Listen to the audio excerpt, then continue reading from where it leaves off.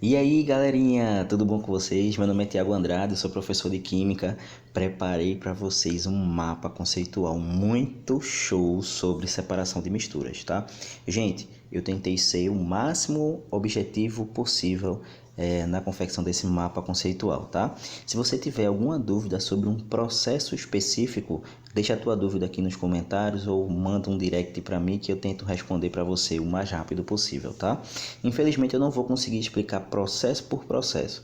O que eu quero que vocês entendam é diferenciar o que é heterogêneo e o que é homogêneo, tá bom? Então vamos lá. Primeiro de tudo, mais uma vez, vamos entender, e se você não assistiu, assista os 2 vídeos anteriores que falam sobre a diferença entre sistema e mistura e o que é mistura homogênea e mistura heterogênea. Mas só para que a gente possa ter um norte, eu gosto de dividir, eu gosto de falar sobre a separação de mistura somente homogênea e depois da separação de mistura somente heterogênea. Lembrando que a homogênea é aquela que tem uma fase e a heterogênea é aquela que apresenta 2 fases ou mais. Pelo fato da mistura heterogênea ter 2 fases ou mais, eu tenho muito mais processos para as misturas heterogêneas, muito mais técnicas de separação, tá? Então vamos lá.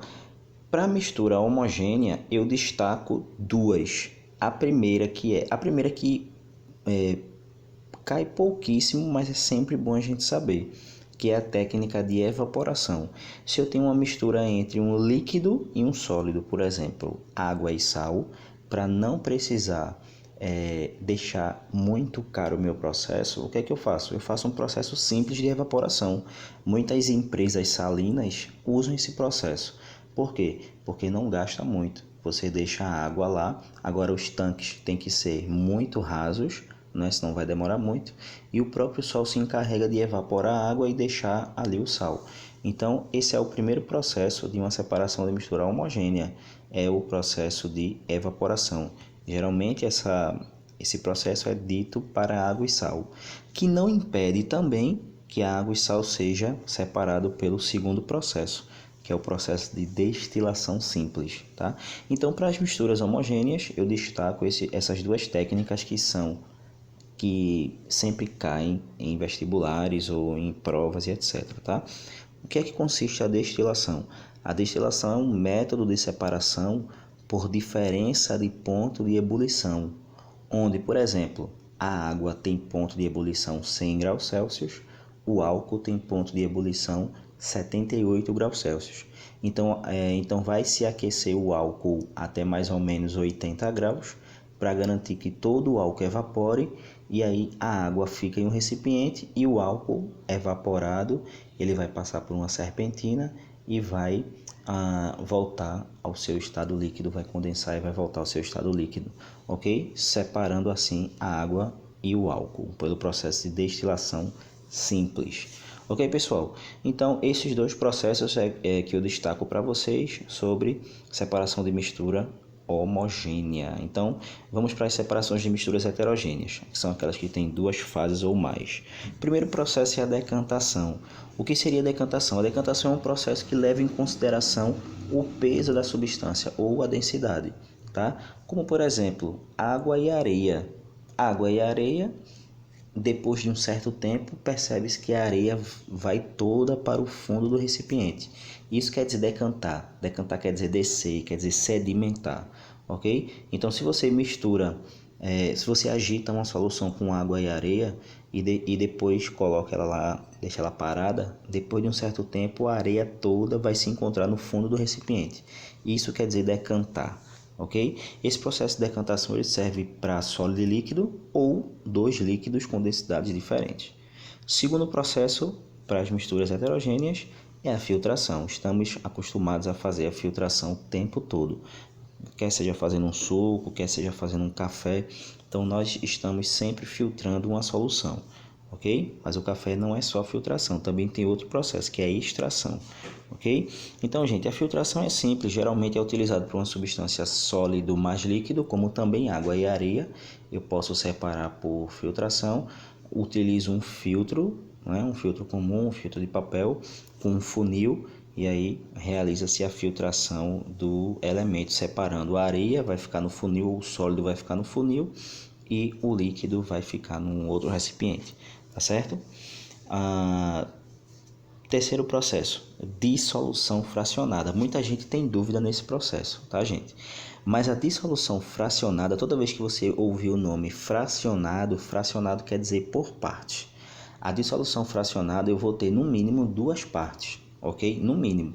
Então, vê, se eu tenho uma mistura entre areia e sal, eu tenho 2 sólidos. Então, primeiro, a dissolução fracionada serve para mistura entre sólido e sólido. Então, o que é que eu faço? Para poder separar o sólido do sólido, a primeira coisa que eu vou ter que fazer é o quê? Adicionar água nessa substância.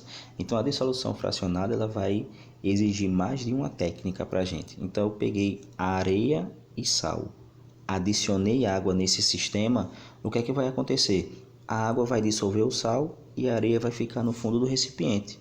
Depois que eu faço isso, o que é que eu vou ter que fazer? Faço um processo de filtração, por exemplo, para tirar a areia da água, e depois eu posso fazer um processo de destilação simples para separar a água do sal, ok? Eu gosto sempre de dizer assim, uma diferença. Qual é a diferença entre evaporação e destilação simples para água e sal? Por exemplo, a diferença é o seguinte, se você quiser obter os 2 compostos no final, você faz a destilação simples, aí você vai obter a água e o sal em recipientes separados. Mas se você não se importa em ter a água, você faz a evaporação, fica só o sal e a água evapora, ok? Mas voltando para lá, a dissolução fracionada ela exige no mínimo 2 técnicas. Então o que foi que a gente fez?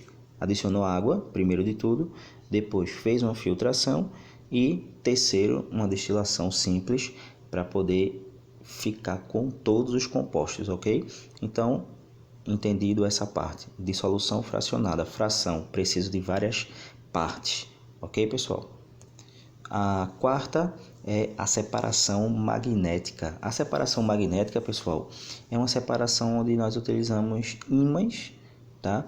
Para poder separar o ferro da água ou qualquer substância que seja atraída pelo ímã e tirar da água, algum metal, por exemplo. Ok? É coisa simples, coisa trivial. Tem outro processo também que eu não coloquei aqui, mas eu me lembrei agora, que é o processo de centrifugação. Eu gosto de dizer que o processo de centrifugação é uma decantação acelerada. Quando você vai no médico, por exemplo, tirar sangue, né? Antigamente demorava muito para sair o resultado. Por quê? Porque tem que esperar decantar para poder separar o sangue das plaquetas, dos glóbulos. Então esperava-se 2 ou 3 dias para ele decantar. Hoje não. Hoje você pega o tubinho de ensaio, né? Geralmente o pessoal usa, coloca lá na centrífuga e liga. É que nem aquela centrífuga de máquina de lavar. Fica uma velocidade alta e essa velocidade alta faz com que a decantação seja acelerada, tá certo? Outro processo muito importante da separação de misturas heterogêneas é a destilação fracionada. Gente, sempre aparece a destilação fracionada. Lembrando que fracionada vem de partes, ok? E a destilação de um processo relacionado ao ponto de ebulição dos elementos, tá certo? Então, lembre, toda vez que for destilação, tem a ver com ponto de ebulição, tem a ver com temperatura. E nesse caso, o que é fracionada tem a ver com partes. Agora, falou sobre destilação fracionada, você não pode esquecer de um detalhe: petróleo. O petróleo tem tudo a ver com a destilação fracionada. Ok, pessoal? Tanto é que eu coloquei aqui para vocês o seguinte, ó. Deixa eu ver se dá um zoom. Isso aqui é conhecido como uma torre de destilação, tá certo? E na torre de destilação, o petróleo ele vai dar origem a vários elementos, tá certo? Então, por exemplo, o petróleo ele é aquecido a 600 graus Celsius aproximadamente, e a 600 graus Celsius ele começa a entrar no estado de vapor. Quando ele entra no estado de vapor, deixa eu pegar meu pincel aqui. Quando o petróleo ele entra no estado de vapor, o petróleo vem por aqui, entra na caldeira, é aquecido a 600 graus, tá? 600 graus, ele entra no estado de vapor. E como ele é gás, ele começa a subir por essa coluna aqui, ó. Ele vai subindo por essa coluna, tá certo? A parte que não subir, que for rejeitada, que são os resíduos que ficam aqui embaixo, ó, é o piche, geralmente, né? Os óleos bem mais pesados. Essa parte fica aí embaixo. Gente, o petróleo começa a subir e cada vez que um gás vai subindo, ele vai perdendo velocidade. E à medida que ele perde velocidade, ele perde temperatura. E quando ele vai perdendo temperatura, ele vai se depositando nessas bandejas aqui, ó. Cada bandeja tem uma temperatura específica, tá certo? Por exemplo, lá em cima só sai gás se o petróleo chegar a 25 graus Celsius aqui. Se ele chegar a 25 graus Celsius, ele sai gás. Se o petróleo chegar a... Deixa eu apagar aqui. Se o petróleo chegar a aproximadamente entre 70 e 105 graus Celsius, ele vira gasolina. Tá certo? E assim vai. Essa torre de fracionamento é justamente para isso.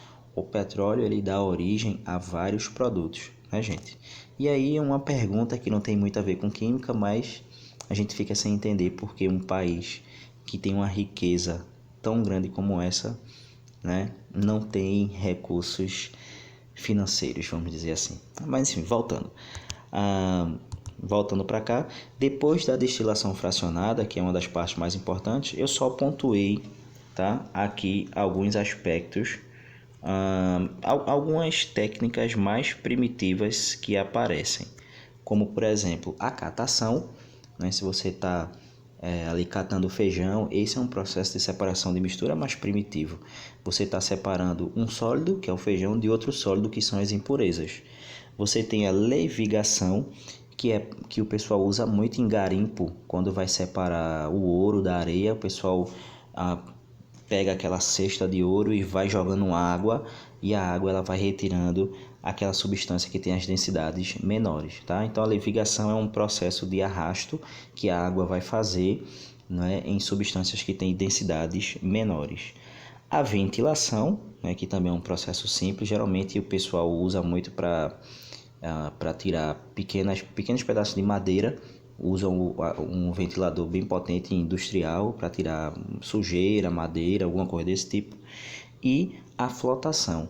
Gente, a flotação caiu no Enem, tá? Eu não me lembro o ano agora, mas caiu no Enem. E a flotação, ela consiste no seguinte detalhe. Deixa eu colocar ela aqui. Ela consiste no seguinte detalhe. É adicionado um líquido que não dissolve nenhuma das duas substâncias. Por exemplo, eu tenho uma mistura entre areia e óleo. Uma mistura entre areia e óleo, ela só pode ser separada se eu jogar água. Quando eu jogo água naquela substância, certo? A água não vai dissolver nem a areia e nem o óleo. Então eu fiz a flotação, tá certo? Depois que eu faço a flotação nessa substância, aí eu preciso praticar outra técnica, que é a dissolução fracionada, para poder separar a areia do óleo. Ok, pessoal? Então, espero que vocês tenham gostado dessa nossa aula de separação de misturas. E se tiver alguma dúvida sobre alguma técnica que você não entendeu ou que você quer se aprofundar, deixa no teu comentário ou manda um direct, ok? Não esquece de curtir lá Química Resumida lá no YouTube e de seguir o nosso Instagram, @thiagomito, ok? Obrigado pela atenção de vocês e um beijo do mito.